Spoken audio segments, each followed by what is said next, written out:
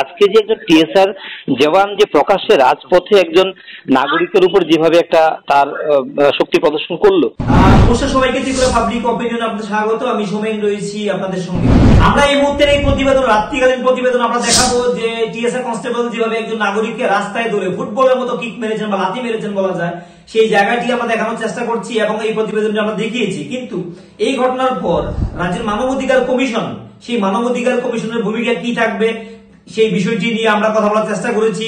Justice Arindam লোক, যিনি চেয়ারম্যানের দায়িত্বে রয়েছেন, তিনি কি বলছেন এবং ওনার সঙ্গে দীর্ঘ আলোচনা হলেও প্রাসঙ্গিক যে জায়গাটি রয়েছে সেই জায়গাটি আমরা দায়িত্বশীল মিডিয়া হিসেবে দেখানোর চেষ্টা আমরা করব। তিনি কি বলতে চেয়েছেন আপনার কাছ থেকে, যে আজকে যে একজন টিএসআর জওয়ান যে প্রকাশ্যে রাজপথে একজন নাগরিকের উপর যেভাবে একটা তার শক্তি প্রদর্শন করলো, সেই বিষয়টা নিয়ে মানবাধিকার কমিশনের দায়িত্বরত একজন আপনি আধিকারিক বা চেয়ারম্যান হিসেবে আপনার স্যার কি বক্তব্য থাকবে, রিয়েকশন থাকবে স্যার, এটা জানতে চাইছিলাম। না, এখন তো আমি কিছু বক্তব্য রাখতে পারি না, উচিত না।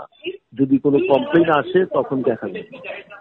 কমপ্লেন স্যার প্রকাশ্যে এটা হচ্ছে এবং নিউজে সর্বত্র এটা আলোচনা হচ্ছে, এটা নিয়ে কি কিছু থাকবে আপনাদের ইনিশিয়েটিভ যদি কোনো আসে, মানে অভিযোগ? না, এইভাবে বলা, আগে থেকে বলাটা ঠিক হবে না।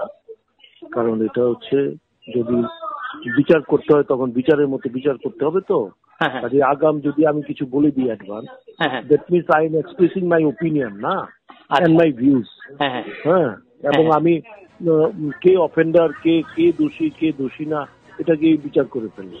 কাজেই I am not in a position to pass any comments at this moment. Let us see. If anybody files any complaint, then we shall take over. We shall look into it. Okay, sir. Okay.